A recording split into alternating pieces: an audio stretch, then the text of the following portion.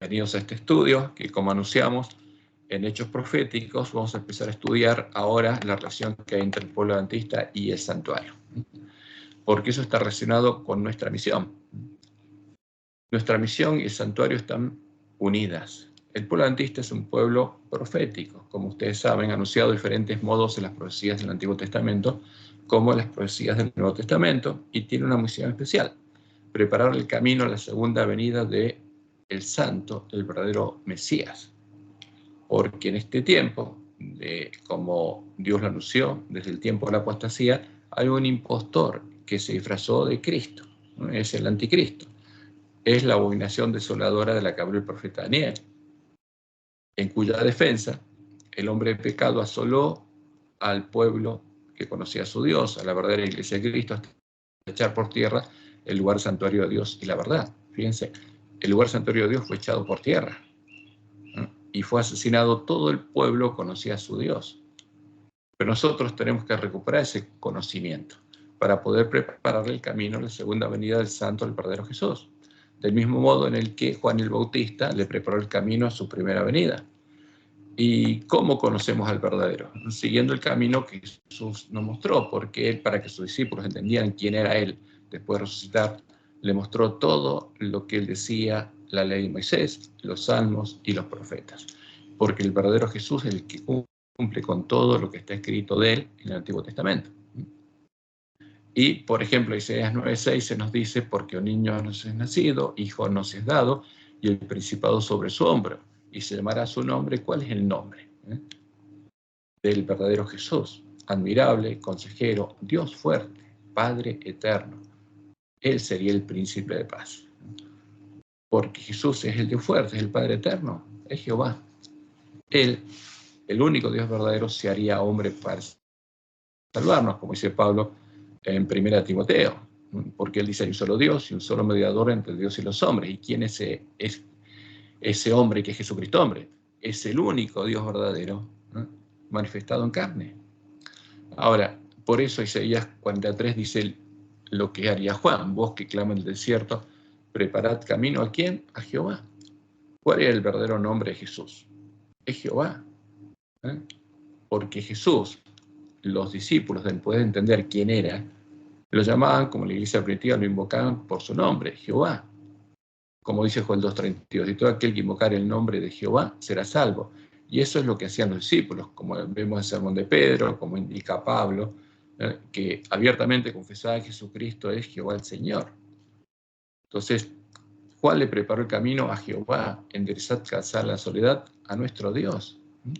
Entonces, eso tenemos que hacer nosotros. Pero para hacerlo tendríamos que conocer la verdadera doctrina y al verdadero Jesús, y entender cuál es el Evangelio del Reino de Dios.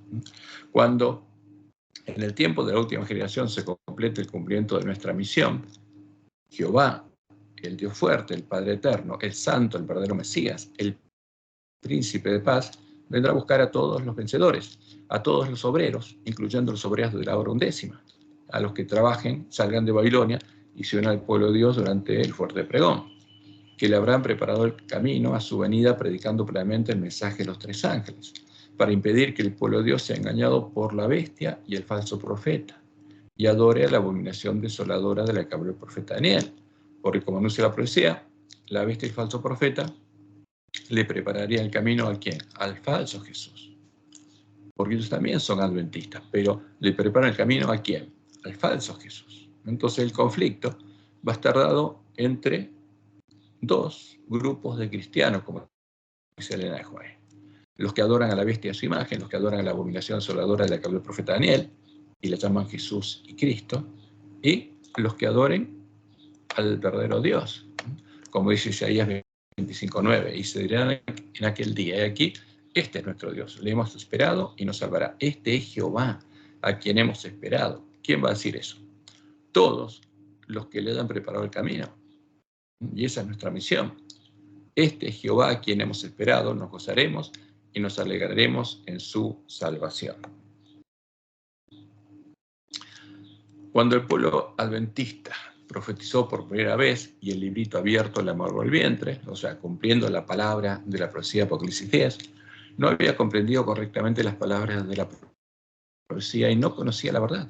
Como Dios le mostró en Ajuay, estaba contaminado con los errores heredados de los paganos y los papistas y no conocía a el santo, el verdadero Jesús. No había encontrado la puerta abierta y no tenía el Evangelio eterno.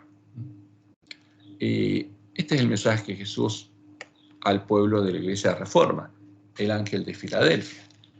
Y leemos en Apocalipsis 3, 7 y 8. Escribe al ángel de la iglesia en Filadelfia. Esto dice el santo, el verdadero. Fíjense que él mismo dice, se identifica como el santo, el verdadero. ¿Por qué? Porque desde el tiempo de la apostasía hay uno falso. Desde el tiempo de Éfeso se introdujo en la iglesia, en Pérgamo, se introdujo en la iglesia cristiana la abominación desoladora. Entonces dice Jesús, escribe el ángel de la iglesia en Filadelfia, esto dice el santo, el verdadero, el que tiene la llave de David. ¿Por qué? Porque el falso, supuestamente, se la dio a Pedro y el Papa es el sucesor de Pedro, entonces tiene las llaves del reino. Pero Jesús habla de una sola llave. En cambio, el hombre de pecado tiene dos llaves. ¿Por qué? Porque son las llaves del reino de quién, del príncipe de este mundo, que supuestamente gobierna en el infierno, porque es el Dios del infierno, en la tierra y en el cielo. Entonces el Papa tiene dos llaves, una de oro y una de plata, porque tiene autoridad para abrir y cerrar, atar y desatar en el cielo y en el infierno. Entonces Jesús dice claramente, yo soy el santo, el verdadero Jesús, el Jesús que tiene la llave de David, que abre y ninguno cierra y cierra y ninguno abre. Pero el Papa supuestamente abre y cierra, ata y desata. Pero Jesús dice eso es mentira. Pero esas palabras fueron puestas por los sabios de Roma en nuestras Biblias, como Dios les mostró en el Juárez, porque cambiaron las palabras de la Biblia para reflejar sus doctrinas. Pero el verdadero Jesús nos dice, cuidado, yo no le di las llaves a nadie. Yo conozco tus obras. He aquí, he puesto delante de ti una puerta abierta, la cual nadie puede cerrar. ¿Y cuál es esa puerta? Es la puerta por la que entraban los miembros de la iglesia primitiva. ¿A dónde? Al lugar santuario de Dios, a los lugares que fueron asolados. Porque aunque tienes poca fuerza, le dice al ángel de Filadelfia, porque salió de Babilonia buscando encontrar la verdad y no tenía el poder de la iglesia primitiva, porque no había recibido el Espíritu Santo la promesa, porque no lo recibiría hasta que recuperara el conocimiento de la verdad. Pero dice, has guardado mi palabra y no has negado mi nombre. Porque el que niega que Jesucristo es Jehová el Señor es el que niega el nombre de Jesús. Porque los que adoran a la abominación desoladora llaman Jesús, Jesús, Jesús, Jesús. Pero están negando su verdadero nombre. Porque están adorando a otro Jesús, no al verdadero. Y por eso Jesús nos dice, yo soy la puerta. El que por mí entrare será salvo. Entonces nosotros tenemos que llegar a entender cuáles son los lugares asolados, cuál es la puerta y cómo se entra a ese lugar, porque eso es esencial para nosotros. Y como Dios le mostró en el Juárez, y está escrito en Primeros Escritos 2.49, la visión del gran conflicto que le dio en 1858, 14 años después de 1844, cuando ellos ya habían establecido su doctrina del santuario, ¿qué le dice Dios? Vi que estos que aguardaban no habían sido todavía aprobados como debían serlo, no estaban exentos de errores. ¿Quiénes? Los adventistas. Y vi la misericordia y bondad que Dios manifestaba al mandar a los habitantes de la tierra una amonestación y mensajes repetidos para inducirles a escudriñar diligentemente su corazón y a estudiar las Escrituras, porque la única forma de encontrar la verdad es a través de las Escrituras, a fin de que pudieran despojarse de los errores que les habían transmitido los paganos y los papistas. No nos podemos despojar de los errores de los paganos y los papistas estudiando los escritos de los que los tenían, solamente a través de las Escrituras. Mediante estos mensajes, Dios ha estado sacando a su pueblo donde pueda Él obrar en su favor con mayor poder y donde puedan ellos guardar todos sus mandamientos. Porque Dios separó de las iglesias caídas al pueblo adventista para poder guiarlo, para que ellos pudieran estudiar y encontrar la verdad. Por eso, después de comer nuevamente el librito, porque comer el librito es estudiar las Escrituras, y comprender sus profecías. Y por eso, después de comer nuevamente el librito abierto, comprender correctamente las palabras de la profecía, recuperar el conocimiento de la verdad hecha por tierra por el hombre y pecado, y deshacerse de todos los errores heredados de los paganos y los papistas, el pueblo adventista debería profetizar de nuevo, para ahora sí prepararle el camino a la segunda venida del santo, del verdadero Jesús. Como dice Apocalipsis 10, 10 y 11. Entonces tomé el librito de la mano del ángel y lo comí, y era dulce en mi boca como la miel, pero cuando lo hube comido, amargó mi vientre. Y él me dijo: es necesario que profetices otra vez sobre muchos pueblos, naciones, lenguas y reyes. Pero tenés que profetizar la verdad, porque ahí aparece el primer ángel que tiene el evangelio eterno. Entonces, antes de predicar el mensaje de los tres ángeles, tendríamos que recuperar el conocimiento de la verdad. Y vamos a enfocarnos en la identidad del pueblo adventista. Fíjense, este cumplimiento de la profecía de Apocalipsis 10 identifica claramente al pueblo adventista como el pueblo que comió el librito abierto, cumplió las palabras de la profecía de Apocalipsis 10, y el librito le amargó el vientre, y a ese pueblo Dios le da la misión de profetizar de nuevo. El cumplimiento de la profecía de Apocalipsis 10 identifica claramente al pueblo adventista, el pueblo que profetizó por primera vez y el librito le amargó el vientre, como el pueblo que tiene que profetizar de nuevo, como el pueblo que tiene que hacer la obra de Juan el Bautista, la obra de Elías, para preparar el camino a la segunda venida del santo, el verdadero Jesús. El pueblo el que Dios separó de las iglesias protestantes caídas y harían la obra del falso profeta del Apocalipsis, y junto a la bestia le prepararían el camino a la venida del falso Jesús, a la abominación desoladora de la que habló el profeta Daniel, a la que estarían llamando Dios, Jesús y Cristo. Por eso Jesús fue claro en su sermón profético: y será predicado este evangelio del reino. ¿Qué tenemos que predicar? El evangelio del reino de Dios. ¿Lo estamos predicando o no?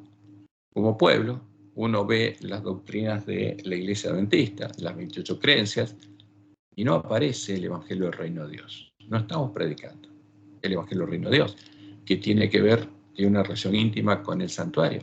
Y será predicado este evangelio del reino en todo el mundo, para testimonio a todas las naciones, y entonces vendrá el fin. Y ahí llega el fin. Y ahí llega el fin de la misión del pueblo adventista. Habrá cumplido su misión.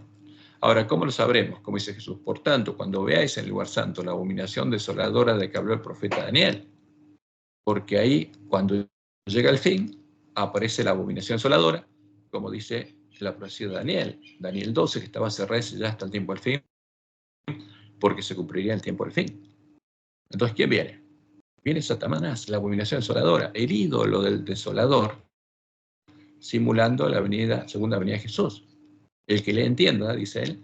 Entonces, los que estén en Judea, simbólicamente estén en Judea, porque vamos a estar esparcidos por todo el mundo. Los judíos, como dice Pablo, los circuncidados del corazón por Dios, los que tengan el nombre de Dios escrito a la frente, huyan a los montes.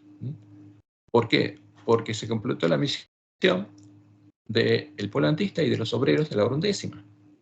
Ahora, ¿cuál es la abominación desoladora? Cuando uno va a Daniel 11, se nos habla que la abominación desoladora sería introducida por las tropas que levantaría el rey del norte. En ese caso fue Constantino.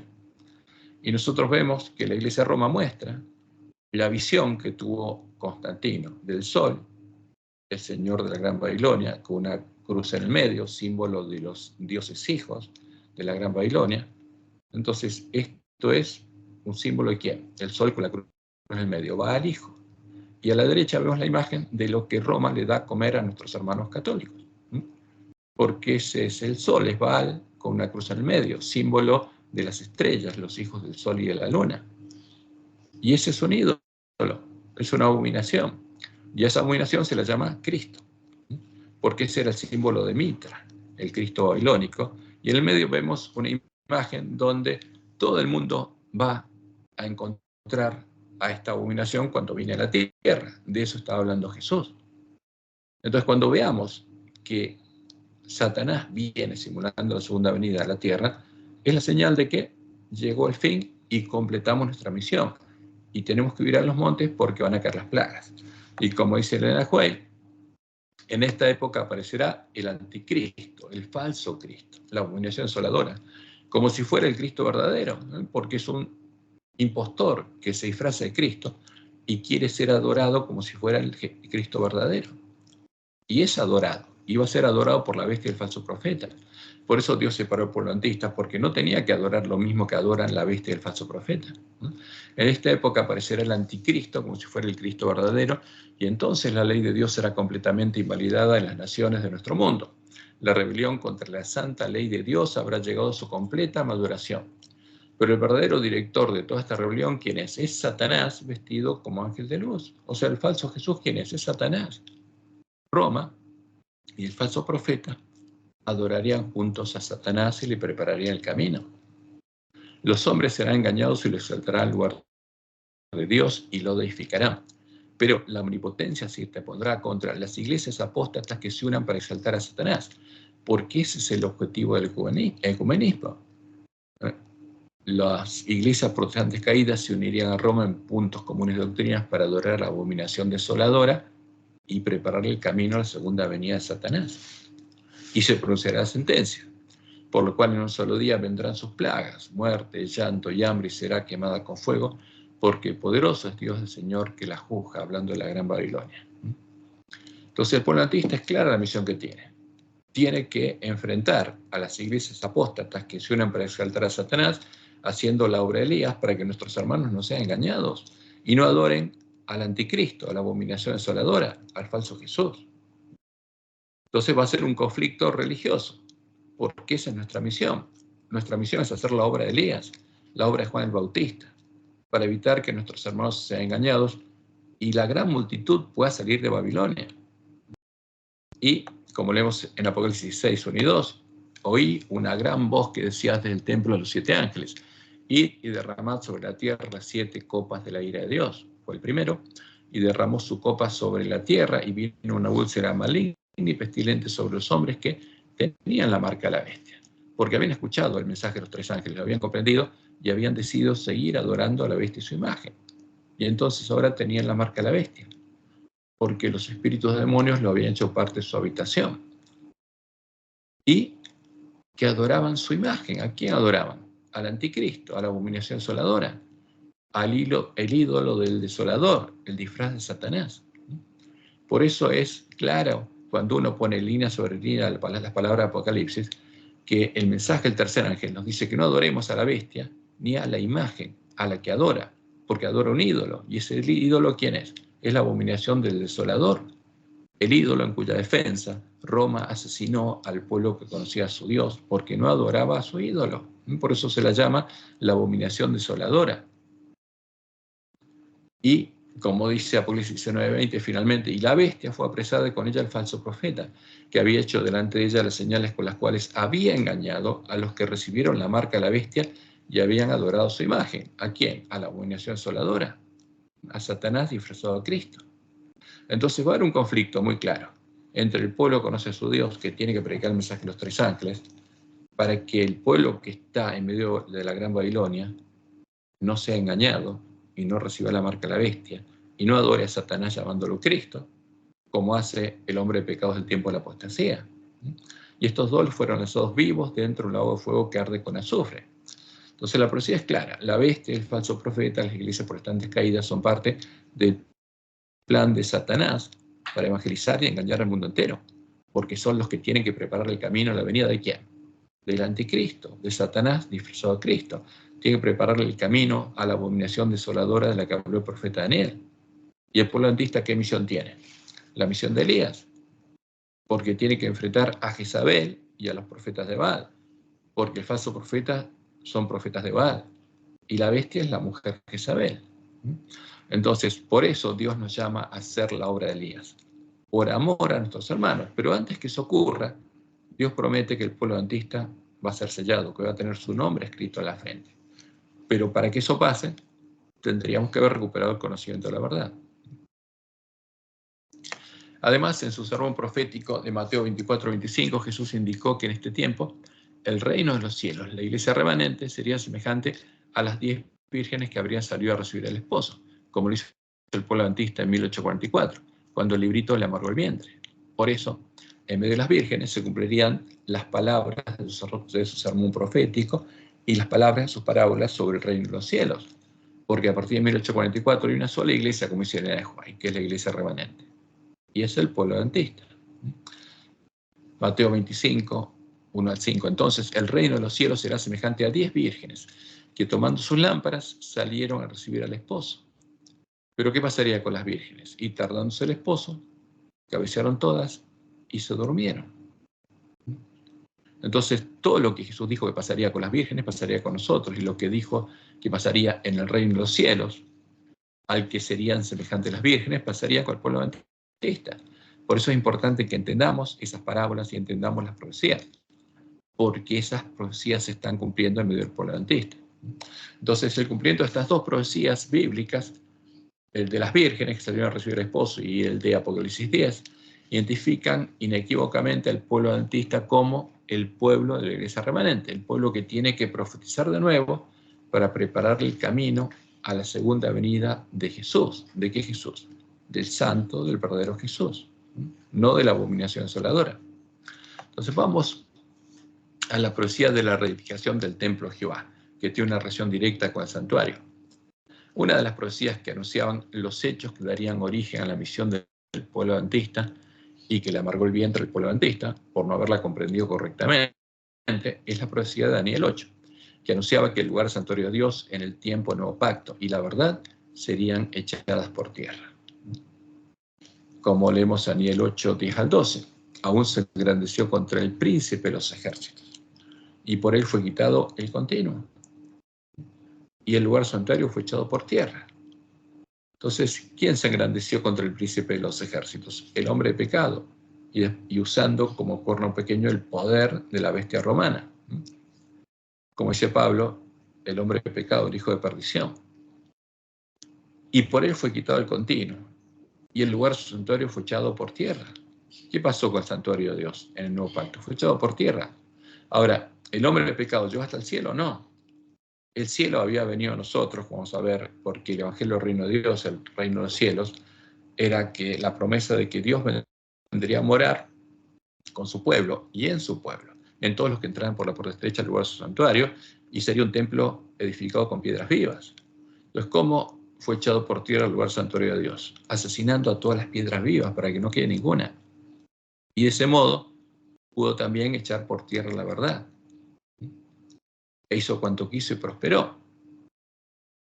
Pero esta profecía anunciaba que en 1844, o después de 1844, porque eso es lo que dice exactamente la palabra profecía, después de 2300 tardes y mañanas, los 2300 años que comenzarían cuando fuera dada la orden de reedificar y habitar nuevamente Jerusalén, como le fue explicado a Daniel posteriormente, está registrado en Daniel 9, en la profecía de las 70 semanas, y ese hecho, la orden fue dada en el 457 a.C. Entonces la profecía anunciaba que después de eso los lugares asolados serían puestos en pie, porque eso dice literalmente las palabras hebreas. O sea, lo que fue derribado sería puesto en pie. ¿Qué quiere decir esto? Que sería recuperado el conocimiento de la verdad y sería reedificado el lugar del santuario de Dios, el nuevo pacto. Como leemos en Daniel 8:14. Y él dijo, hasta 2300 tardes y mañanas. Luego, o sea, después de 1844, el santuario será, y lo que aparece en nuestras Biblias, purificado. Porque eso lo pusieron los que defienden las doctrinas de Roma, los que defienden la falsa profecía. Porque son lobos vestidos de ovejas que están en las casas publicadoras de Biblias. Pero lo que dice el original es que va a ser reedificado, hecho derecho o puesto en pie. Porque lo que fue derribado y está en el piso no va a ser purificado. Es un lugar donde tiene que habitar el pueblo de Dios. Y como Dios le mostró en la Juay, y está escrito en Primeros Escritos, página 65, dice ella, el Papa hizo una brecha en la santa ley de Dios, pero vi que había llegado ya plenamente el tiempo. En 1844 llegó el tiempo en que esta brecha tiene que ser reparada por el pueblo de Dios. Tiene que reparar el conocimiento de la verdad. Y entonces los lugares asolados han de ser reedificados. O sea, el lugar santuario de Dios va a ser reedificado. Y eso es lo que Jesús anuncia en la profecía del Apocalipsis. Y como sucedía en el tiempo de la iglesia primitiva, este templo sería edificado con piedras vivas, con los adventistas que buscaran y encontraran la puerta abierta, la puerta estrecha, y entraran por ella al templo de Dios, para empezar a recorrer el camino angosto que los llevaría a la ciudad de Dios, como Dios le mostró a Juan en su primera visión. Porque la primera visión era una profecía de lo que ocurriría con el pueblo adventista en la última generación. Y ella dice, como Dios me ha mostrado el camino que el pueblo adventista ha de recorrer en viaje a la santa ciudad, a la ciudad que está en la cima del monte Sión. Alcé los ojos y vi un sendero recto y angosto, trazado muy por encima del mundo. El pueblo adventista andaba por ese sendero en dirección a la ciudad que se veía en su último extremo, ¿no? Porque el camino angosto empieza en un lugar determinado cuando uno entra por la puerta estrecha y llega hasta la ciudad de Dios, hasta el final del camino. En el comienzo del sendero, detrás de los que ya andaban, había una brillante luz que, según me dijo un ángel, era el clamor de medianoche, o sea, el clamor que despierta a las vírgenes dormidas, porque las vírgenes, como Jesús dijo, se iban a dormir. Y cuando fueran despertadas por el clamor de medianoche, porque habría empezado a brotar las hojas de la higuera, esas señales nos dirían que estamos en el tiempo de la última generación, entonces las vírgenes serían despertadas y la luz del clamor de medianoche, la brillante luz, tendría que mostrarles cuál es la puerta y cuál es el camino y en dónde tienen que llegar, porque oirían las palabras del Evangelio eterno. El pueblo adventista habría recuperado el conocimiento de la verdad. Y esta luz brillaba todo lo largo del sendero y alumbraba los pies de los caminantes para que no tropezaran. Ahora, ¿cuándo encontraríamos la puerta? Sería después de que todas las vírgenes cabecearan, cerraran sus ojos a la luz de sus lámparas, se durmieran, entrara el enemigo, como Jesús lo dijo, sembrar la semilla de la cizaña, y todas las vírgenes llegarán a estar en la condición del ángel de la Odisea, con sus ojos cerrados, creyéndose ricas, pero sin saber que eran desventuradas, miserables, pobres, ciegas y estaban desnudas. Sería en el tiempo de la última generación, cuando habría empezado a brotar las hojas de la higuera y las vírgenes serían despertadas por el clamor de medianoche. Entonces recibirían el verdadero alimento a tiempo, porque eso es lo que empieza a darle a los siervos fieles cuando despiertan a sus hermanos. Escucharían la plena predicación del mensaje de los tres ángeles y empezarían a crecer juntos el trigo y la cizaña. Porque aunque hubiera sido sembrada la iglesia remanente, como Jesús lo anunció, en el campo del Padre de Familia, la semilla de la cizaña, Satanás no la podría hacer germinar. No podría derramar el falso Espíritu Santo. ¿Hasta qué? Hasta que todos los adventistas oyéramos la verdad. Y como dice Elena en Testimonios para los Ministros, páginas 106 y 107, nadie debe pretender que tiene toda la verdad que existe para el pueblo de Dios. El Señor no tolerará esta condición. Él ha dicho, he aquí he puesto delante de ti una puerta abierta, la cual nadie puede cerrar. Nadie se la va a cerrar al pueblo adventista. Aun cuando nuestros hombres prominentes rechacen la luz y la verdad, porque Dios le había mostrado que habría una segunda apostasía, la Omega, esa puerta permanecerá aún abierta. El Señor suscitará a hombres que den a nuestro pueblo el mensaje para este tiempo. Y ahí viene el clamor de medianoche. Y ahí los siervos fieles empiezan a darles el verdadero alimento a tiempo a sus hermanos. Porque como Jesús dijo, el sermón del monte se cumple, el sermón profético, Mateo 24-25, se cumple en medio de las vírgenes.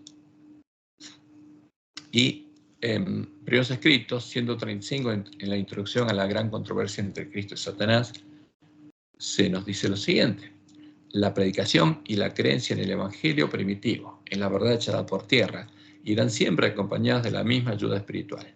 El mandato dado a los apóstoles pertenecía a la edad cristiana y abarcaba toda la extensión de ella. Por consiguiente, los dones se perdieron. ¿Por qué? Cuando fue echada por tierra la verdad, los hombres dejaron recibir el verdadero Espíritu Santo de la promesa que hace germinar la semilla de trigo en sus corazones, porque no se sembró más la semilla. Los dones se perdieron únicamente por causa de la apostasía, por la obra del hombre pecado, y volverán a vivir con el reavivamiento de la fe y prácticas primitivas. Es una promesa. Entonces, como Jesús dijo en Mateo 13, 24 y 26, la parábola del sembrador, después le refirió esta otra parábola, le refirió otra parábola diciendo, el reino de los cielos es semejante a un hombre que sembró buena semilla en su campo. Pero mientras dormían los hombres, ¿quiénes durmieron? Las vírgenes. Vino su enemigo y sembró cizaña entre el trigo y se fue.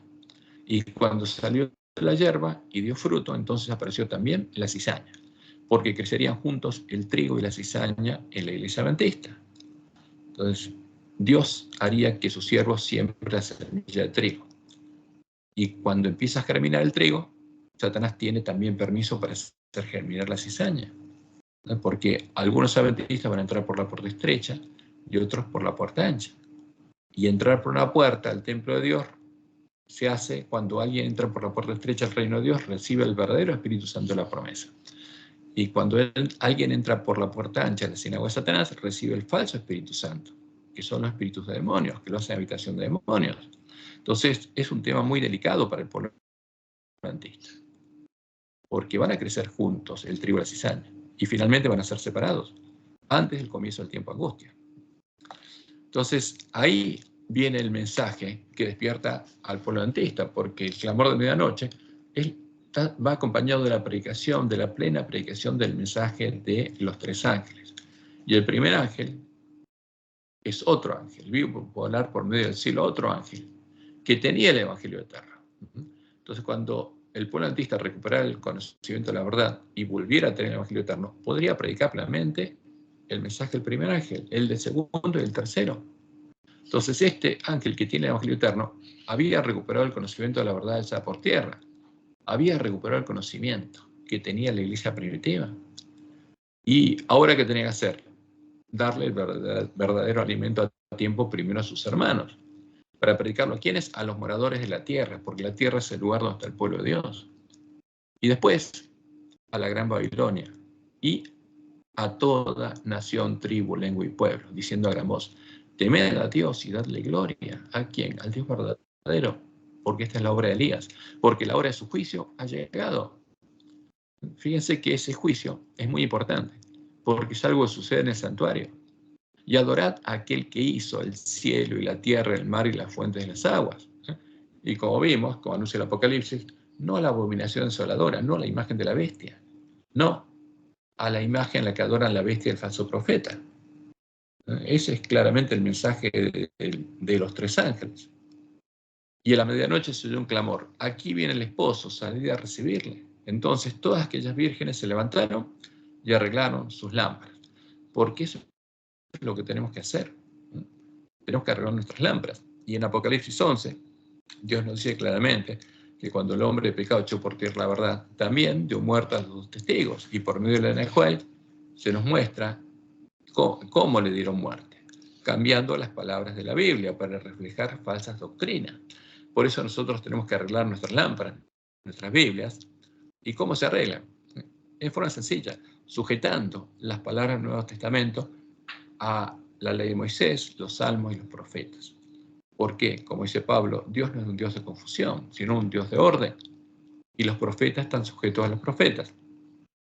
Entonces, cuando en el Nuevo Testamento encontremos palabras que se apartan de lo que Dios dijo en la ley de Moisés, los salmos y los profetas, esas son las palabras de los sabios de Roma. Por eso nosotros tenemos que trabajar para arreglar nuestras lámparas, para poder predicar la misma verdad que predicaban los miembros de la iglesia primitiva. Entonces aquí hay un esquema con los periodos proféticos finales y las señales de los tiempos, como Dios lo anunció. En 1844 llegó el tiempo de reedificar los lugares asolados, cuando se cumplen 2300 tardes y mañanas desde que fue dada la orden para reedificar a Jerusalén, y Dios le da al pueblo adventista la orden de reedificar los lugares asolados por Babilonia, por la Babilonia espiritual. Entonces empieza el tiempo de restaurar los lugares asolados, que va a terminar cuando haya 144.000 columnas del templo de Dios. Pero ¿qué pasa con las vírgenes? Se duermen, como Jesús lo anunció. Hay un tiempo de tardanza y las vírgenes cabecean todas y se duermen. Y sucede todo lo que Dios dijo que iba a suceder mientras las vírgenes durmieran, hasta que llegaran al estado del ángel de la Odisea. Y finalmente, como Dios le mostró a Nehuel y le mostró a Guillermo Miller en su sueño, entraría el hombre de escobilla. ¿Cuándo? Cuando alguien se empezara a dar cuenta de lo que está pasando en nuestra iglesia y clamara a Él, clamara a Dios. Y entonces Dios respondería y empezaría a actuar. Y como Dios le mostró a Nehuel, Satanás se daría cuenta de que Dios está actuando para hacer que el pueblo adventista descubra el engaño, y entonces se apuraría para hacer lo que él tiene que hacer en preparación para la batalla de Armagedón. Tendría que unir a la bestia y el falso profeta en puntos comunes de doctrina. Y eso lo hizo el 14 de febrero del 2010. E hizo sanar la herida de muerte de la bestia religiosa. ¿Por qué? Porque las iglesias protestantes que habían anunciado justamente Lutero empezó anunciando que Roma no es la iglesia de Cristo, sino era la Babilonia apóstata del Apocalipsis, eso lo mostró claramente, y por eso los católicos empezaron a salir de la iglesia de Roma y a unirse a la iglesia de Reforma. Pero esa herida fue sanada por las iglesias protestantes caídas cuando reconocieron a Roma como la verdadera iglesia de Cristo y se unieron a ella en puntos comunes de doctrina, adoptando como propias las doctrinas que Roma definió en sus concilios ecuménicos, adoptando como propia la doctrina definida por Balaam. Y el 27 de octubre del 2011 fue formada la Triple Alianza Religiosa. Fíjense, ya esto estamos en 2024, 14 años de que fue sanada la herida de muerte. 13 años, casi 13 años que fue formada la Triple Alianza, y la Triple Alianza sale a reunir el ejército del dragón para la batalla. ¿Y qué pasa con el adventista? Estaba dormido, hasta que el hombre de escobilla completara su obra y nos empezáramos a despertar. Y tuviéramos que despertar a nuestros hermanos. ¿Por qué? Porque la señal de los tiempos nos muestran que esta es la última generación. Y la señal, como Dios le mostró a Nehuay, de que empieza el tiempo angustia, es ver el primero de los juicios de Dios, que anuncia la llegada del día de Jehová. Y esa señal nos va a indicar que se cerró la puerta para las vírgenes insensatas. Y es importante, por eso, para el pueblo adventista, entender, en primer lugar, las profecías, porque es el pueblo que es juzgado en primer lugar. Y como lo anuncia las palabras de la profecía, y Dios le mostró a Nehuay en su primera visión, los vencedores del pueblo adventista serán las vírgenes sensatas que, después de entrar por la puerta estrecha al templo de Dios, recorrerán el camino angosto, llegarán a la ciudad de Dios y entrarán con el esposo a las bodas. Ellos serán hechos columnas en el templo de Dios y solo ellos o ellas serán juzgados o medidos en las bodas. Solo ellos serán confesados por Jesús como parte de su esposa, la iglesia triunfante, la nueva Jerusalén. Como dice Jesús en Apocalipsis 3:12, al que venciere, yo le haré columna del templo de Dios. ¿Por qué? Porque los lugares asolados van a ser reedificados y antes que empiece el tiempo de angustia. El templo de Dios tiene que haber sido levantado de nuevo, porque los que van a ir a predicar el fuerte pregón tienen que ser parte del templo de Dios como lo era el pueblo de la iglesia primitiva. Al que venciere yo lo haré columna del templo de mi Dios y nunca más saldrá allí, y escribiré sobre él el nombre de mi Dios y el nombre de la ciudad de mi Dios, la nueva Jerusalén, la cual desciende del cielo de mi Dios y mi nombre nuevo. Y esta es la palabra profética más segura y es la promesa al pueblo de la iglesia remanente. Y como leemos en Apocalipsis 11, 1 y 2, ahí está el juicio del que habla el primer ángel. Entonces me fue dada una caña semejante a una vara de medir y se me dijo, levántate y mide el templo de Dios y el altar y a los que adoran en él.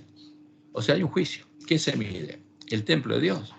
O sea, el templo es juzgado, pero el templo es un símbolo de Dios porque vamos a ver que Dios es el que es juzgado, porque Dios es el que justifica, Dios es el que perdona. Y al perdonar se hace responsable de pagar por los pecados y los pecados son trasladados de la persona al santuario. Entonces quedan acumulados ahí hasta el día de la expiación. Entonces hay que medir la deuda que Dios tiene por haber perdonado a sus hijos. Y se mide el altar, porque ahí se manifestó la justicia de Dios y nuestra justicia. Y se mide a los que adoran en el templo, porque los que entran al templo de Dios ya fueron sellados en ese tiempo y son juzgados después de ser sellados, todavía tienen pecados de ignorancia y tienen que ser limpiados los pecados de ignorancia para que queden sin mancha delante del trono de Dios. Entonces, eso es lo que se mide. Y el que paga por todo esto es Dios.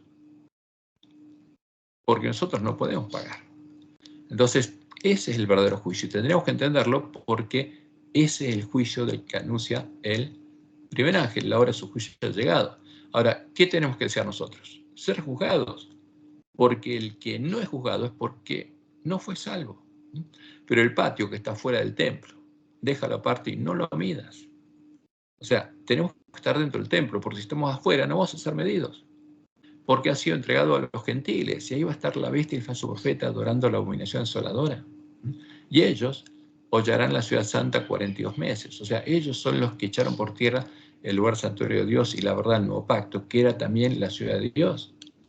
Porque el templo de Dios y la ciudad de Dios son sinónimos de la iglesia, de la verdadera iglesia. porque el que vence, como dice Jesús, escribió sobre él el nombre de la ciudad de mi Dios, la Nueva Jerusalén, la iglesia triunfante. Y esa ciudad fue echada por tierra por los gentiles, ¿no? Que echaron por tierra el lugar santuario de Dios y la verdad. Entonces, el mensaje es muy claro, porque esto es lo primero que aparece después, es que Dios nos dice que tenemos que profetizar de nuevo. Y además, tenemos que estar en el templo de Dios cuando llegue el día en que vamos a ser medidos. Porque si estamos fuera con los gentiles, no vamos a ser medidos. Y esto es muy importante, porque el juicio de Dios solo es para salvación y solo se juzga a los salvos, a los que aceptaron la salvación. Los que están afuera no son juzgados. Y eso es una de las características más importantes, que nuestros pioneros no habían entendido el juicio. Por eso, era esencial para el pueblo adventista recuperar el conocimiento de la verdad echada por tierra y estar en el templo de Dios, y no en el atrio junto a los gentiles, cuando llegara el día de la boda del Cordero, como anunciaba el mensaje del primer ángel. Y como dice Jesús en Apocalipsis 3:5, el que venciere será vestido de vestiduras blancas y no borraré su nombre del libro de la vida. Ahora, ¿qué pasa? Todos nuestros nombres están en el libro de la vida. Pero cuando llegue ese momento, si uno no venció, o sea, si uno no aceptó la salvación y siguió el camino que Dios le indicó que tenía que seguir para ser salvo, no venció. ¿Y Jesús qué hace? Tiene que borrar el nombre de esta persona del libro de la vida. Y va a tener que borrar el nombre de todas las vírgenes insensatas. Pero el nombre de los que venció, dice Jesús, confesaré su nombre delante de mi Padre y delante de sus ángeles. Porque en este juicio, Jesús confiesa el nombre de los vencedores. En este juicio no se define quién se salva. Jesús sabe quién venció y quién no, quién aceptó la salvación y quién no. Y simplemente confiesa el nombre de los vencedores, los que tienen que ser medidos para que sean limpiados de todos sus pecados de ignorancia. El santuario quede completamente cargando todos los pecados, el pueblo de Dios quede sin mancha ante el trono de Dios, y finalmente el santuario pueda ser purificado. Porque ese es el verdadero juicio. Y eso tendríamos que entenderlo. Y en ese momento, como dice Elena White, Testimonios para los Ministros 4:52 al 4:53, los nombres de los que firmemente esperan y anhelan vigilante la aparición de su Salvador y velan por ella, más ferviente y anhelosamente que los que esperan a la mañana, se contarán entre los sellados. Los que, y esto es triste, dice, por disponer de toda la luz de la verdad que brilla sobre sus almas. ¿Qué pasó con la verdad? Fue echada por tierra. Pero a partir del clamor de medianoche, el pueblo adventista dispondría de toda la luz de la verdad. Es una promesa de Dios. Ahora, pero tristemente, los que por disponer de toda la luz de la verdad que brilla sobre sus almas, debieran obrar de acuerdo con la fe que profesan, pero son hechizados por el pecado, albergan ídolos en su corazón, no se deshacen de los ídolos, corrompen sus almas delante de Dios y mancillan a los que se unen con ellos en el pecado. Sus nombres serán borrados del libro de la vida y serán dejados en la oscuridad de la medianoche, sin aceite en sus vasijas, juntamente con sus lámparas. Y estas son las vírgenes sensatas. Pero va a ser un momento muy triste. Pero todos los adventistas tienen que entender de qué se trata, qué va a pasar. Y todos los adventistas van a disponer de toda la luz de la verdad. Y van a poder ver claramente la diferencia entre la puerta estrecha y la puerta ancha, entre el camino angosto y el camino espacioso, entre el verdadero Jesús y la abominación desoladora. Toda la luz de la verdad va a estar disponible para el pueblo adventista. Esa era la promesa. Y finalmente, ¿qué pasó? Vino el esposo. Y las que estaban preparadas, o sea, las que recorrieron el camino angosto y llegaron a la ciudad de Dios, entraron con él a las bodas. Fueron hechas columnas al templo de Dios. Y Jesús confesó el nombre de ellos y se cerró la puerta. ¿Qué pasó con las que entraron? Quedaron sin mancha delante del trono de Dios, porque fueron juzgadas, fueron limpiadas y fueron puestas en la mesa de los panes de la proposición de Dios, como panes sin levadura, ungidos con aceite, como Jesús, para que tuviera el nombre de Dios y el Cordero escrita en la frente. Pero ¿qué pasó con las otras? No se prepararon. Después vinieron también las otras vírgenes diciendo, Señor, Señor, ábrenos. Mas él respondiendo dijo, de cierto os digo que no os conozco. Velad pues, porque no sabéis el día ni la hora en que el Hijo del Hombre ha de venir. Entonces, y esto es muy importante, si dispondríamos de toda la luz de la verdad, habríamos entendido plenamente la doctrina del santuario, habríamos comprendido cuál es el camino y lo habríamos seguido. Pero habría vírgenes que no lo seguirían. Entonces, este es un tema muy delicado para el pueblo adventista. Pero la promesa de Dios es esta. Y ese sería el momento en que serían separados en el campo del padre de familia las plantas de cizaña con fruto de las plantas de trigo con fruto. Como Jesús lo dijo en Mateo 13. De manera que como se arranca la cizaña y se quema en el fuego, así será el fin de este siglo, el fin del tiempo de la iglesia militante. Porque después solo queda la Nueva Jerusalén, la iglesia triunfante.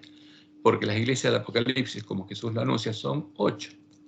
Vamos desde Éfeso, Esmirna, Pérgamo, Tiatira, Sardis, Filadelfia, la Odisea, y cuando llega el fin y se separa el trigo de la cizaña, ¿qué queda? Los que fueron sellados por Dios y son parte de la Nueva Jerusalén y tienen el nombre de la ciudad de Dios escrito en la frente. La que va a la batalla es la esposa del Cordero, la Nueva Jerusalén, la iglesia triunfante. Y así será el fin en el fin de este siglo. Enviará el Hijo del Hombre a sus ángeles y recogerán de su reino. Fíjense, ¿cuál es el reino de Dios en este tiempo?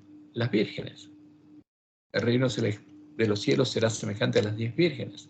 Y recogerán de entre las vírgenes a todos los que sirven de tropiezo, a los que hacen iniquidad, y los echarán en el horno de fuego. Allí será el lloro y el crujir de dientes.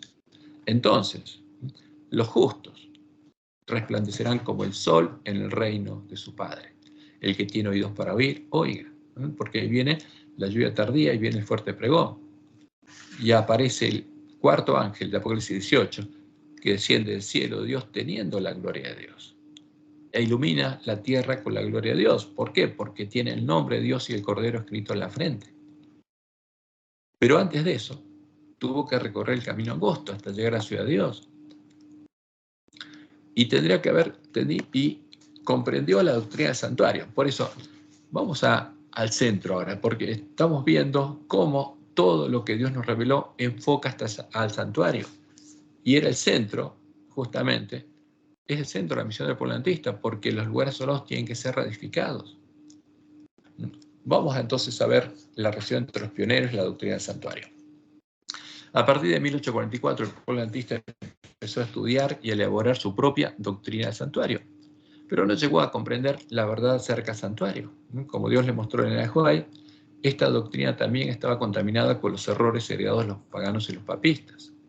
Y como Dios le mostró a Guillermo Miller en su sueño, lo que ellos creían contenía parte de las joyas y monedas falsas que los adventistas introducirían entre las joyas verdaderas, antes que entraran los lobos vestidos de ovejas y taparan las joyas verdaderas y las joyas falsas con la suciedad y la basura que ellos traerían a nuestra iglesia. Porque Dios le mostró en ese sueño qué pasaría con el pueblo adventista, con las vírgenes, y especialmente cuando se durmiera. Y como dijo Elena White en su última declaración, cuando ella durmiera, empezarían los cambios que Satanás no habría podido hacer antes. Y vamos a leer una parte del sueño de Guillermo Miller, que es importante porque es una profecía que Dios le mostró a Guillermo Miller y que le mostró a Elena White, que ocurriría en medio del pueblo adventista cuando llegara el tiempo en el que sería probado. Y eso es en la visión de la manada pequeña. Dios le mostró que esa visión ocurriría cuando hubiera entrado el hombre de escobilla. Y el hombre de escobilla entraría en el tiempo de la última generación.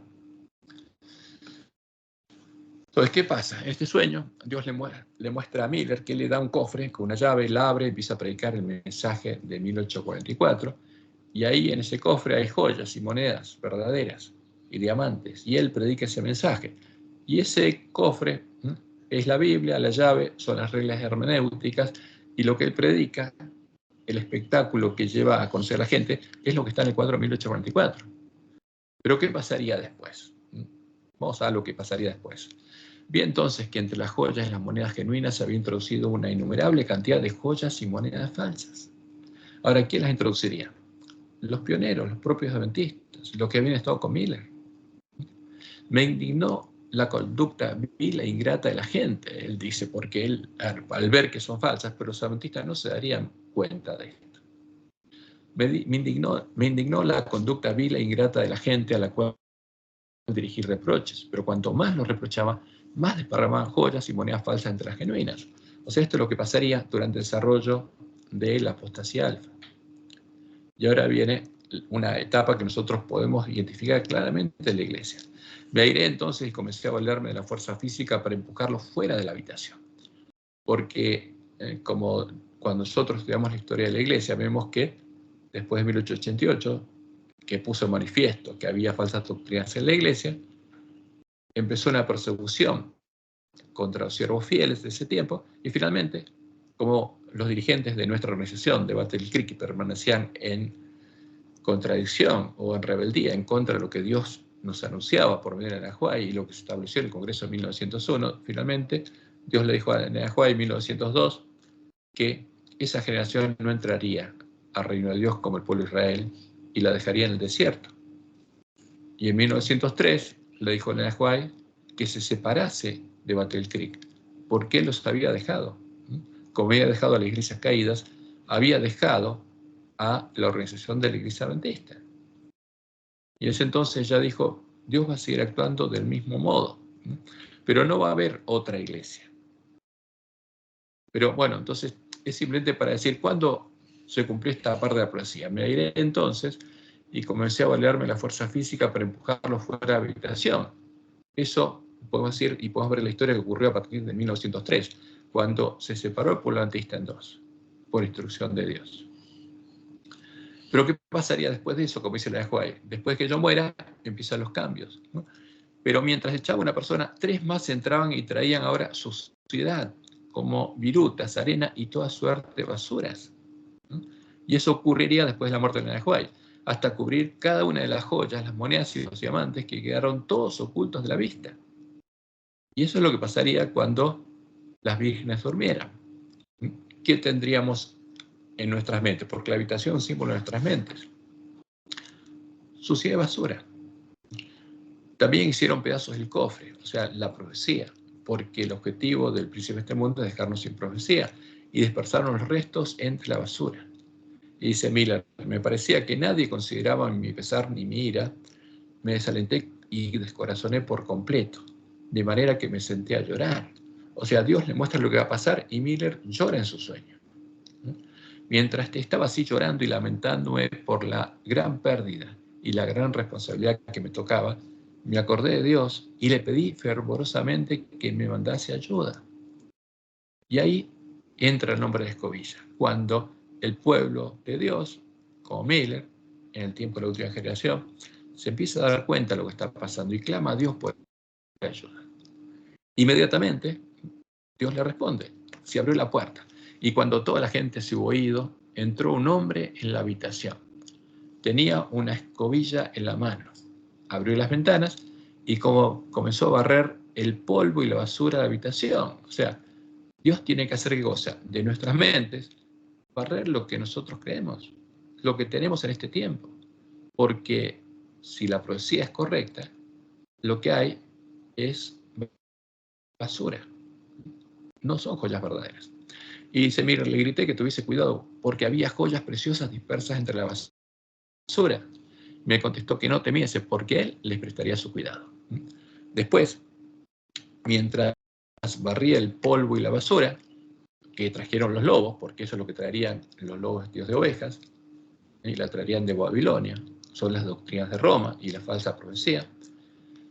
Después, mientras barría el polvo y la basura, las joyas espurias y las monedas falsas también, que introdujeron los pioneros, subieron todas y salieron por la ventana como una nube y el viento se las llevó. En el bullicio cerré los ojos un momento y cuando los abrí, toda la basura había desaparecido. Las preciosas joyas, las monedas de oro, de plata y los diamantes estaban desparramados en profusión por toda la pieza. El hombre puso entonces sobre la mesa un cofre mucho mayor y más hermoso que el primero. Y esto es interesante porque el primer cofre, el cuadro 1844, abarcaba hasta 1844. Y abarcaba ¿cuánto tiempo? 2520 años solamente. Ahora, pero lo que Dios dice es que va a ser un cofre mucho mayor y más hermoso del primero, porque vamos a entender toda la profecía. Y reuniendo a puñados las joyas, las monedas y los diamantes, los puso en el cofre, hasta que ni uno solo quedó afuera, a pesar de que algunos de los diamantes no eran mayores que la punta de un alfiler. Llamándome entonces me dijo, ven y ve. Y lo interesante, que acaban de estar ordenadas todas las profecías de la Biblia, incluyendo las profecías de la ley de Moisés, donde está el santuario. Y entonces, ¿qué pasaría? Dice Miller, miré el cofre, pero el espectáculo me deslumbraba. Las joyas brillaban 10 veces más que antes, porque ahora estaban en el correcto orden y dentro del verdadero cofre. Pensé que habían sido limpiadas en la arena por los pies de aquellos impíos que las habían desparramado y pisoteado en el polvo. Estaban dispuestas en hermoso orden, fíjense, otro orden, en un hermoso orden, dentro del cofre, cada una en su lugar, sin que el hombre que les había puesto allí se hubiese tomado un trabajo especial. Grité de gozo y ese grito me despertó. Y ahí empieza a medianoche el clamor de medianoche. Cuando vemos ese espectáculo, a todas las joyas de la Biblia, las verdaderas, ordenadas como Dios dijo tienen que estar ordenadas. Y ahí habríamos recuperado el conocimiento de la verdad. Entonces, y ahí viene el grito de gozo. Y ahí viene el clamor de medianoche que ilumina el camino a la ciudad de Dios. Recién entonces podríamos realmente empezar a profetizar de nuevo, y esta vez la verdad, esa es la profecía, porque el pueblo adventista va a cumplir su misión. Ahora, vamos a enfocarnos en algunos de los errores de los pioneros sobre la doctrina del santuario, y después lo vamos a analizar uno por uno. Primero, creían que en el cielo había un santuario físico igual que el que Dios le dio a hacer a Moisés, un santuario que tenía un lugar santo, en el que Jesús había empezado a oficiar en Pentecostés del año 31 y tenía un lugar santísimo al que Jesús había entrado en 1844. Eso es lo que creían, que el santuario del cielo era igual al santuario de la tierra. ¿Por qué lo creían? Porque cuando Elena White vio en visión esto, vio que era exactamente igual. Entonces todos creían que había en el cielo un santuario igual al que había en la tierra. Y vamos a ver lo que Dios le mostró a ella y lo que nos dijo justamente por medio de ella. ¿Hay un santuario del cielo? Por supuesto que sí, porque el templo del cielo es el lugar donde Dios vive. Pero vamos a entender el santuario del desierto, porque es una profecía de la ley de Moisés. Y creían que la puerta del lugar santo, el santuario celestial, se había cerrado en 1844. Eso es lo que predicaron por un tiempo. Creían que en 1844 había empezado el día de la expiación y que a partir de ese momento Jesús solo oficiaba el lugar santísimo, el santuario celestial. Fíjense, yo estoy apuntando a cosas que son erróneas.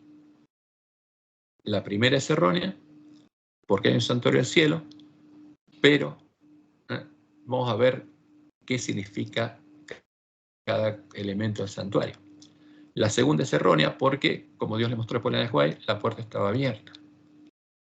Y la tercera, creen que en 1844 había empezado el día de la expiación y que a partir de ese momento Jesús solo oficiaba en el lugar santísimo del santuario celestial. Contiene dos errores. En 1844 no empezó el día de la expiación. Y vamos a ver cuándo empezó. En 1844 empezó el juicio investigador. Eso es lo que Dios le mostró, pero no el día de la expiación. Y después Dios le mostró también que Jesús no solo oficiaba el lugar santísimo, también estaba oficiando el lugar santo. Y arrastraban el concepto pagano sobre la justicia de Dios y el juicio después de la muerte. Este es otro de los errores que tenían que deshacerse, heredados los paganos y los papistas, en el que se decide el destino eterno de todos los hombres pesando sus acciones en una balanza. Conceptos introducidos en medio de la Iglesia cristiana en el tiempo de la apostasía, como lo anuncia el tercer sello. Cuando abrió el tercer sello, oí al tercer ser viviente que decía, ven y mira. Y miré, y aquí un caballo negro, porque viene la corrupción de la Iglesia cristiana. Ahí viene la introducción de todo el paganismo por medio de Constantino y los apóstatas. Y el que lo montaba tenía una balanza en la mano. Ahora, porque ahí viene el juicio, los conceptos del juicio pagano. Ahí vemos primero, fíjense acá, aquí tenemos unas imágenes. La primera es el juicio después de la muerte en el que creían los egipcios. Se pesaba el alma y se decidía si iba al cielo, al Aaru o al infierno. Y después había un viaje desde la tumba hasta el cielo para ellos. Por eso es el libro de la muerte, el libro de los muertos. Y ese concepto lo tenían los griegos, lo tenían todos los paganos, que después de la muerte, cuando una persona moría, era llevada por el río Aqueronte, en una barca. la barca de Caronte y llegaba a los campos asfódelos donde era juzgado. Y ahí se decidía, de acuerdo a sus hechos, se lo pesaba si iba al cielo o si iba al infierno o quedaba en los campos asfódelos, que llegó a ser el limbo de la Iglesia Católica. Entonces acá tenemos una imagen de la Iglesia Católica donde se muestra esa balanza y los hombres que son pesados y los que son hallados faltos son echados al infierno. Y fíjense, acá están los pies arriba del que los juzga. Y un católico tiene horror al juicio. Pero ese no es el juicio de la Biblia, es otra cosa el juicio de la Biblia. Porque este es un juicio donde todos los hombres son juzgados y a algunos se los castiga y a otros se los lleva al cielo. Pero ese no es el verdadero juicio del santuario, es otro el juicio. Y creían que el nombre de todos los hombres sería revisado en un juicio investigador y que en ese juicio se decidiría el destino eterno de cada uno de nosotros. Pero como vimos, Jesús dice claramente que en ese juicio él confiesa el nombre de los vencedores y los otros no son juzgados, porque el pueblo adventista no había comprendido correctamente la doctrina del santuario. Y creían que en cualquier momento empezaría a pasar el nombre de los vivos en el juicio investigador y que cuando pasara nuestro nombre en el juicio se decidiría nuestro destino. Tenían varios errores, muchos errores, porque no habían comprendido el santuario. Y la verdad es que nuestro nombre no va a pasar en cualquier momento. Nuestro nombre va a pasar al final del tiempo de prueba cuando Jesús confiese el nombre de los vencedores, el nombre de los que hayan recorrido el camino angosto y lleguen al final del camino y entren con él a las bodas. El resto de los adventistas no los va a confesar. El nombre del resto de los adventistas no va a ser nombrado en el juicio investigador. Por eso, cuando el primer ángel, predica el mensaje el día de su juicio ha llegado, ese sonido de la trompeta, de la fiesta de las trompetas que anunciaba el día primero del mes séptimo del calendario levítico, que el día 9 a la puesta del sol se iba a cerrar la puerta, iba a finalizar continuo, y el día 10 iba a llegar el día de la expiación. ¿Para qué? Para que el pueblo se prepare. Y es el mismo mensaje para las vírgenes, son despertadas el clamor de medianoche para que se preparen. Y las que se hayan preparado van a ser confesadas por Jesús en las bodas. Entonces, fíjense que había muchos errores en estos conceptos. Y el pueblo adventista tenía que recuperar el conocimiento de la verdad, por eso tenía que estudiar la doctrina del santuario. Por eso, en la segunda visión que Dios le dio a Elena White sobre el santuario, después de que habían establecido esta doctrina con sus muchos errores, Dios le mostró diferentes escenas y le hizo oír diálogos que nos ayudarían a nosotros a comprender cuál es la verdad. ¿Y qué podemos concluir oyendo estas palabras? Primero, que para los primeros adventistas el santuario continuaría siendo un misterio, incluyendo la de White, que no lo comprenderían. Pero lo comprenderían todos los que esperaran pacientemente, los adventistas de la última generación. Como dice Daniel 12, los entendidos comprenderán. Los que lleguen a ser sellados comprenderían la doctrina del santuario, porque tendrían que recorrer el camino angosto y lo verían iluminado por la luz del clamor de medianoche. Y también se le demostró en el White que todos los que buscaran y hallaran a Jesús, al santo, el verdadero, a la puerta abierta, comprenderían la obra que él está haciendo en el santuario celestial. O sea, ¿quién comprendería el santuario? La última generación. Y esto nos muestra al mismo tiempo claramente que los pioneros no conocían a Jesús, no habían encontrado al verdadero, y que su arrianismo niceno, lo que ellos creían, era erróneo. Era otro de los errores heredados de los paganos y los papistas, y Dios nos muestra que lo buscaríamos y lo encontraríamos en el tiempo de la última generación. Y esto es importante, porque todas estas visiones, que como Dios le dice, es el anuncio que pasaría en el tiempo de la última generación, nos ayudarían a entender claramente que lo que creían nuestros pioneros, que algunos de nuestros hermanos dicen que es la verdad que fue represada por la mentira, era erróneo. Esa no era la verdad. Estaba contaminada por los errores de los paganos y los papistas. Al verdadero Jesús lo encontraríamos en la última generación. Y se le muestra en el White que Jesús no había cerrado la puerta del lugar santo. Se le muestra que se había levantado a cerrar la puerta del lugar santo. ¿Por qué? Porque a partir de 1844 el tiempo no sería más. Porque es el tiempo de reedificación en lugares asolados. Y que la puerta se cerraría ¿cuándo? Se va a cerrar cuando ya columnas del templo de Dios. cuando las vírgenes sensatas hayan recorrido el camino angosto, ya han llegado al final del camino y entren con el esposo a las bodas. Y ahí se va a cerrar la puerta. Por eso Jesús se había levantado a cerrar la puerta del lugar santo. Y esa era una acción futura, pero en 1844 había comenzado el periodo de tiempo en el que debería cerrarla. Y se le mostró al Nahuay que la puerta del lugar santo estaba abierta y se podía entrar.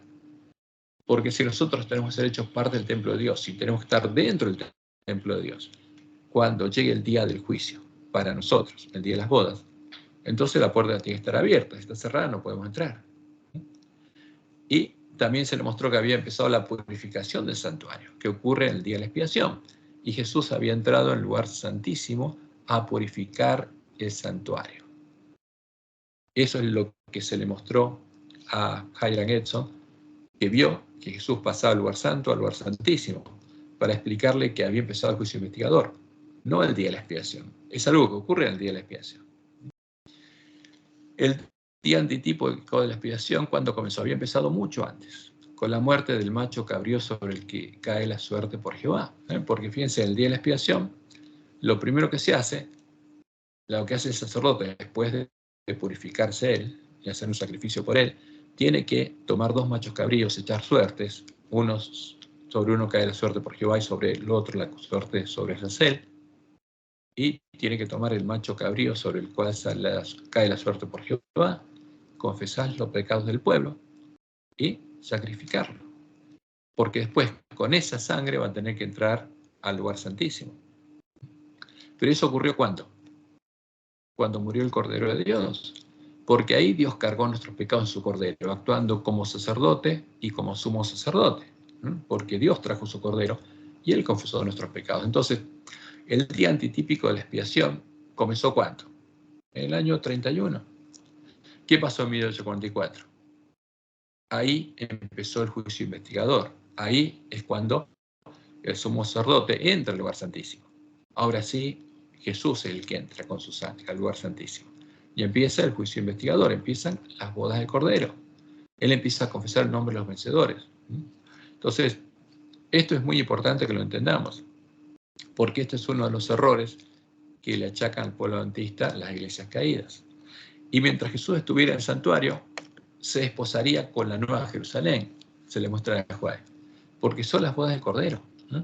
En eso consiste el juicio investigador, previo a la purificación del santuario, porque Jesús confiesa el nombre de los vencedores, el nombre de los que pasan a ser parte de la iglesia triunfante, la Nueva Jerusalén, la esposa del Cordero. Y en este tiempo va a haber 144.000 que van a estar vivos y van a tener escrito el nombre de Dios y de la ciudad de Dios en la frente, porque van a ser parte de la iglesia triunfante, son las vírgenes sensatas. Y eso es importante que lo entendiera el polantista, pero no lo había entendido. Y Jesús, se le muestra que Jesús estaba oficiando en ambos departamentos del santuario celestial, estaba oficiando el continuo y al mismo tiempo la expiación. ¿Por qué? Jesús no dejó de oficiar el continuo. Porque el continuo es para el perdón de los pecados conscientes del pueblo, y nosotros somos pecadores. Entonces Jesús está oficiando a favor nuestro.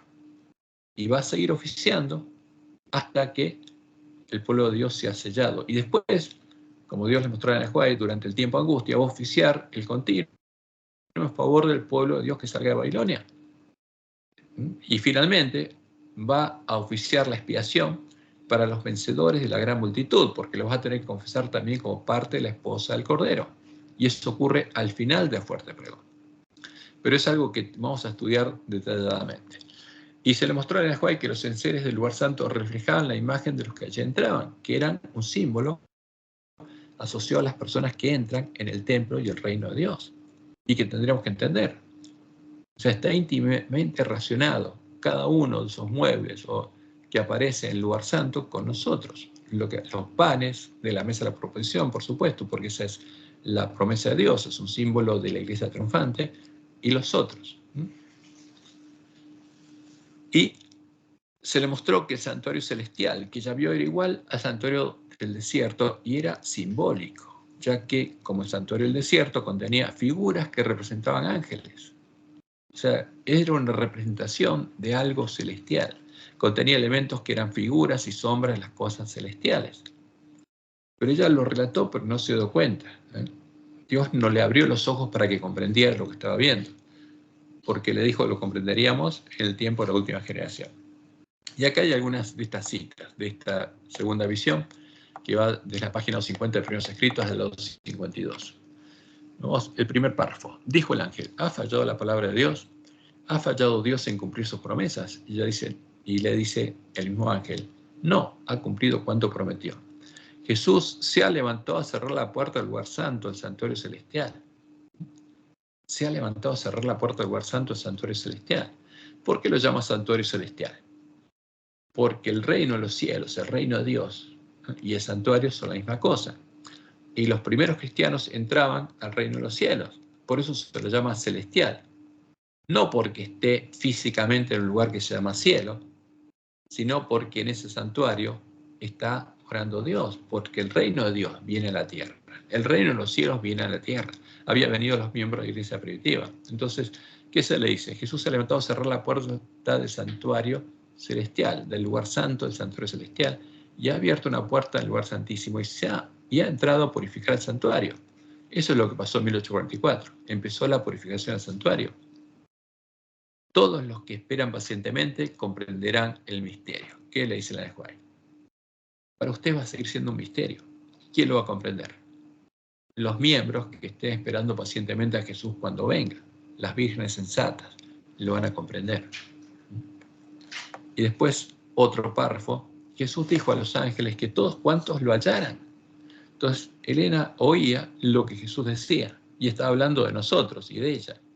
Y escuchó que Jesús dijo a los ángeles que todos cuantos lo hallaran, todos cuando encontraran la puerta abierta. Pero el pueblo adventista no lo había encontrado. Comprenderían la obra que iba a efectuar. ¿Quién comprendería el santuario?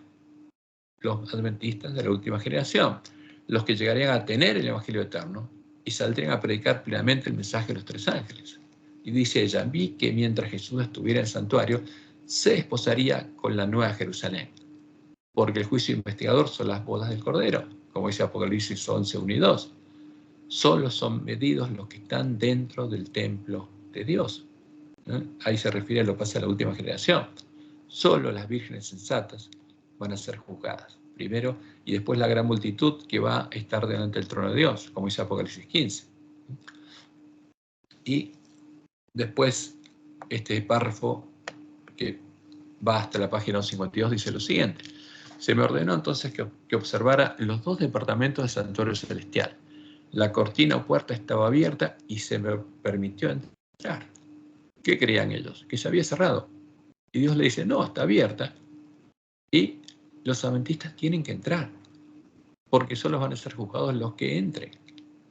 En el primer departamento vi el candelabro de 7 lámparas, la mesa de los panes de la proposición, el altar del incienso y el incensario. Todos los enseres de este departamento, fíjense los 4 que nombró, parecían de oro purísimo y reflejaban la imagen de quien allí entraba. O sea, ¿qué le quería mostrar Dios? Que tienen relación directa con los que entran. Y nosotros tenemos que entender esa relación, porque esos enseres reflejan la imagen de quien allí entraba, son un símbolo de los que entran al lugar santo. Y finalmente dice, ya vi que Jesús oficiaba en ambos departamentos del santuario celestial. No es que había dejado de oficiar el continuo, porque el continuo se oficia en el lugar santo. Y lo estaba oficiando. Y estaba oficiando la expiación. La cortina que separaba los dos departamentos era de diferentes materiales y colores, con una hermosa orla en la que había figuras de oro labrado que representaban ángeles, como en el santuario del desierto. Se le mostró un santuario igual al del desierto. Se le mostró los símbolos para que entendiera que ese santuario era simbólico. Porque en el santuario del cielo, el verdadero, están los ángeles. Entonces, este era un símbolo del lugar donde está Dios. Había figuras de oro labrado que representaban ángeles. Entonces, y esto es para que lo entendiéramos nosotros. Este santuario es simbólico.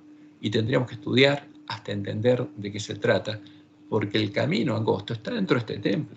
Nosotros tendríamos que entrar, tendríamos que haber recuperado el conocimiento de la verdad y tendríamos que haber recuperado el conocimiento de cuál es la doctrina del santuario, la verdadera. Entonces, eso es lo que Dios le mostró. Fíjense que es importante. El pueblo de la última generación comprendería la doctrina del santuario. Ahora, hacemos un salto y venimos a esta época ahora. Antes de estudiar con la Biblia cuál es el verdadero significado de la profecía del santuario, vamos a la teología adventista y el santuario. Y la pregunta es, ¿comprenden nuestros teólogos la doctrina del santuario como Dios dijo que la comprendería el pueblo adventista? ¿Están buscando comprenderla? ¿Están la suciedad, la basura y las joyas y monedas falsas cubriendo a las verdaderas? Porque lo que Dios dijo tenía que pasar. ¿Cuál es el estado de nuestra teología? Entonces, para conocer el estado actual del estudio del santuario dentro de la teología adventista, vamos a analizar la presentación titulada Cambios en la articulación de la teología adventista, del santuario a la justificación por la fe. O sea, de ser el centro del santuario, vamos a ver qué dice el autor de nuestra lección, de esta presentación, se pasó a que el centro sea la justificación por la fe, pero no la de la Biblia, la que predica el falso profeta del Apocalipsis. Vamos a ver. Y antes de verlo, vamos a ver los siguientes aspectos. Pero primero les voy a mostrar algo. Vamos a la presentación, porque es importante que la veamos. Entonces, esta es la presentación. Cambios en la articulación de la teología adventista del santuario a la justificación por la fe. Y fue presentado por Roy Graff en la Universidad Adventista del Plata, que este hermano es un teólogo que es docente, ahora creo que está como docente en la Universidad Adventista en Perú, en Ñaña, la Universidad de Unión en Ñaña, pero también la presentó en los diferentes seminarios que hay en nuestra iglesia. Y lo interesante, vamos a ir al final, porque él va a mostrar todo lo que pasó. Pero es una persona que es consciente de la necesidad de que el pueblo adventista estudie el santuario. Y vamos a la última presentación, cuando llega al fin, y después vamos a ver el medio. Acá bien la termina, muchas gracias, y dice: ¿tenemos que volver de que el centro sea la justificación al santuario? ¿Tenemos que volver al santuario? Pregunta. ¿Es posible que el adventismo se oriente nuevamente en dirección de a un armonioso sistema de verdades plenamente articulado a la luz del santuario? Él se pregunta, ¿por qué eso es lo que Dios dijo que iba a pasar? ¿Pero es posible que volvamos al santuario? Se pregunta. Sería injusto no reconocer aquí que hay quienes han señalado a este problema y quienes han elevado recientemente propuestas renovadoras para volver a articular la teología adventista desde la perspectiva del santuario. ¿Tendrá éxito el adventismo en reorientar su teología desde una perspectiva bíblica fiel a su herencia?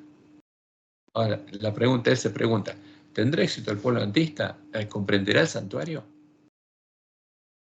Y termina diciendo, la visión bíblica del remanente del fin sugiere que sí, porque eso es lo que Dios dijo que pasaría. Ahora, hay muchas cosas que Dios reveló que pasarían en nuestra iglesia, pero lo interesante es que este hermano es consciente de la necesidad. Y Dios prometió que en medio del pueblo adventista se escucharía el clamor de medianoche. Ahora, la pregunta es, ¿toda la teología adventista se orientaría hacia la verdad? Y cuando uno ve lo que Dios le mostró en el Huay, y vamos a tratar de verlo en el próximo estudio, ve que no va a ser así.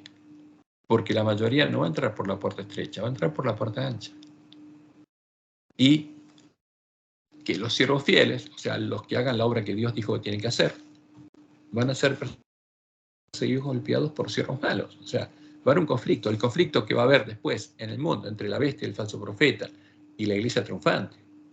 Porque la iglesia triunfante va a predicar la verdad, y va a predicar el verdadero Jesús y la verdadera doctrina, enfrentándose a la bestia y el falso profeta que tienen por misión engañar al mundo entero. Ese conflicto se va a dar en nuestra iglesia, porque en nuestra iglesia hay lobos vestidos de ovejas que tienen la misión de la bestia y el falso profeta, pero tienen que engañar al pueblo adventista para que el pueblo adventista no conozca la verdad y no predique la verdad. Entonces va a haber un conflicto en nuestra iglesia, pero lo interesante es que nuestro hermano, este teólogo adventista, se da cuenta que tenemos que volver al santuario, tenemos que entenderlo, porque Dios nos indicó que ese es el camino. Pero vamos a ver esta presentación. Pero antes de ver esto, quiero comentarles algunas cosas que vamos a observar. Estamos aquí. Y los siguientes son aspectos destacados que podemos observar en esta presentación. Fíjense, se deja totalmente de lado el hecho de que el pueblo adventista debía recuperar el conocimiento de la verdad echada por tierra, para que los lugares solados, el lugar santuario de Dios, el nuevo pacto, pudiera ser reedificado. Eso es lo que hace nuestra teología. Vamos a ver que nuestros teólogos, ninguno, se enfoca en la misión del pueblo adventista, la misión real. Se deja de lado el hecho de que ese conocimiento no lo tenían los pioneros ni Elena de White, sino llegaría a tenerlo el pueblo adventista en la última generación. Por esto es algo que Dios dijo que iba a pasar también. Y que se usarían los errores de los pioneros para engañar al pueblo adventista. No se habla de la obra de Dios en el santuario durante el continuo. Van a ver que Dios no aparece en lo que enseñan nuestros teólogos, justificándonos gratuitamente por la fe y las promesas de la ley y la gracia. O sea, no aparece Dios, trasladando nuestros pecados a su santuario, haciéndose responsable de pagar por ellos, ni tampoco se habla del hecho de que Dios es el juzgado en el día de expiación, porque Dios tiene que pagar, porque Él perdonó, declaró justos a los que fueron a Él durante el continuo, por medio de la ley y la gracia, y Él es responsable de pagar. Pero de la verdadera doctrina del santuario vamos a ver que no se habla. No se habla del reino de Dios, ni de la obra de Dios en la santificación, porque como dice Jesús, yo soy la vid verdadera y mi Padre es el labrador. ¿Quién va a podar? ¿Quién va a perfeccionar a sus hijos? Dios. Pero no se habla de esto. Y se mantiene el concepto pagano de la justicia de Dios y del juicio. El concepto católico, asociándole el concepto que sostienen las iglesias protestantes caídas sobre la justificación por la fe en Cristo. Siendo Dios el juez que nos juzga y Cristo el que nos imputa e imparte su justicia para que aparezcamos justos ante Dios. Ese es el concepto que aparece en nuestras lecciones también. Y se deja de lado la relación entre el juicio investigador y las bodas del Cordero. No se nombran las bodas.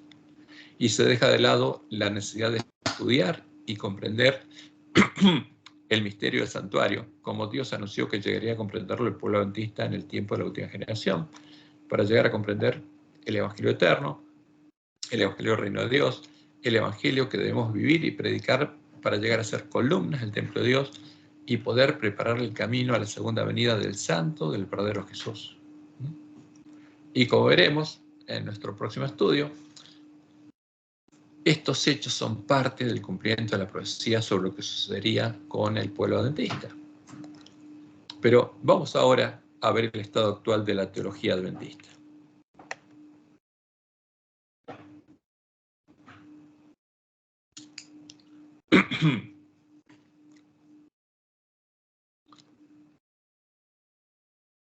Y vamos a empezar por la introducción. No sé si vamos a llegar a verlo todo porque ya avanzó el tiempo, pero vamos a ver la introducción. ¿Y qué dice la introducción de esta presentación? Los primeros adventistas desarrollaron el conjunto de sus creencias de forma sistemática, siguiendo la comprensión de William Miller de la Biblia como sistema armonioso o cadena de verdades. Los líderes adventistas tales como Uriah Smith, Jaime White y George Butler se refirieron frecuentemente a su sistema teológico usando expresiones tales como sistema de verdad o cadena de verdad. Elena de White también usó expresiones similares. Para ella el mensaje adventista consistía en un sistema de verdades que formaban parte de un conjunto armonioso. Este sistema se encontraba para ella en la Biblia, a la que describe como desplegando un completo y sencillo sistema de teología y filosofía. La responsabilidad del creyente era recoger las joyas esparcidas de la palabra de Dios en una perfecta cadena de verdad. Ahora, esta perfecta cadena de verdad es lo que Dios le mostró a ella que tenemos que hacer para recuperar el conocimiento de la verdad. Porque cuando le mostró que los sabios de Roma habían cambiado las palabras de la Biblia, que la Biblia consiste en revelaciones que son cadenas de verdad, así que hay que juntar todo lo que Dios dice sobre un tema y unirlo para comprender cuál es la verdad, y que cada eslabón amplía el anterior y perfectamente coincide con el anterior. Pero si encontramos en el Nuevo Testamento eslabones que son contrarios a la cadena perfecta de verdades que empieza el Antiguo Testamento, ahí vamos a poder diferenciar claramente la verdad del error. Pero tenemos que empezar por la ley, los salmos y los profetas. Oh, perdón, me salté uno. Y para los pioneros en general este sistema tenía un principio articulador definido la verdad acerca del santuario, porque el santuario es donde el pueblo de Israel obtenía la salvación. Ahí Dios definió justamente con las fiestas solemnes de Jehová y el continuo de la expiación, en forma simbólica, anunció cómo sería el plan de redención. Y una clásica declaración en este sentido se puede encontrar en Urias Smith. Y vamos a ver la declaración. Aquí hay una rueda, como un rayo de una rueda de bicicleta, y el centro articulador, donde está ahí el piñón, sería el santuario para ellos. Y esto es lo que escribió Urias Smith. El santuario es el gran objeto central en el plan de salvación. Junto a nuestro Señor mismo y a su obra, reclama nuestra atención como el lugar donde se lleva a cabo el maravilloso proceso de la redención del mundo. No hay un asunto que reúna tan completamente como este todas las partes de la revelación en un todo armonioso. Los rayos de la rueda, considerados en sí mismos y aparte, pueden ser simétricos y bellos, pero su uso se vuelve evidente como partes que componen una rueda perfecta. En la gran rueda de la verdad, el santuario ocupa esta posición central. En esta, las grandes verdades de la revelación encuentran su punto focal. A partir de ahí, se irradia en cada dirección. No comparte el santuario con ningún otro asunto el alto honor de explicar la posición y obra de nuestro Señor Jesucristo. Esta era una declaración de los pioneros. El santuario era entonces no solo un centro doctrinal, sino también una clave hermenéutica que permitía la comprensión del resto de la verdad bíblica, incluyendo la posición y obra de Cristo. En verdad, el santuario fue considerado como el lugar donde Cristo lleva a cabo su obra presente en el plan de salvación. Entonces, fíjense, el centro del santuario era la obra sacerdotal de Jesús y después la sumo sacerdotal. Y Elena de White también se refirió a la centralidad del santuario en el sistema teológico adventista, conectándolo con la obra de Cristo. En 1884 declaró: el santuario en el cielo es el mismo centro de la obra de Cristo en favor de los hombres. Acuérdense que, como Dios le dijo, ellos no comprendían la verdad, pero sabían que tenían que estudiar el santuario y conocían la obra de Jesús. Ella también pensaba que el santuario era una clave hermenéutica a fin de comprender la teología adventista. El asunto del santuario fue la clave que aclaró el misterio del chasco de 1844. Abrió la visión a un completo sistema de verdad, conectado y armonioso, mostrando que la mano de Dios había dirigido el gran movimiento adventista y revelado el deber presente como se manifestó en la posición y obra de su pueblo. Porque ellos, ¿qué es lo que les abrió la mente? El ver que Jesús pasaba del lugar santo al lugar santísimo. Entonces, que había un nuevo periodo en la historia, porque venía el juicio investigador y empezaron a estudiar el resto de la profecía, pero no comprendieron el santuario. Pero sí aclaró, dice ella, el misterio del chasco en 1844. La correcta comprensión de la administración del santuario celestial es el fundamento de nuestra fe. Y tiene que ser el fundamento de nuestra fe. Tenemos que entender el santuario. No es como Jesús dice: tenemos que entrar al templo de Dios. Tenemos que ser hechos columnas del templo de Dios.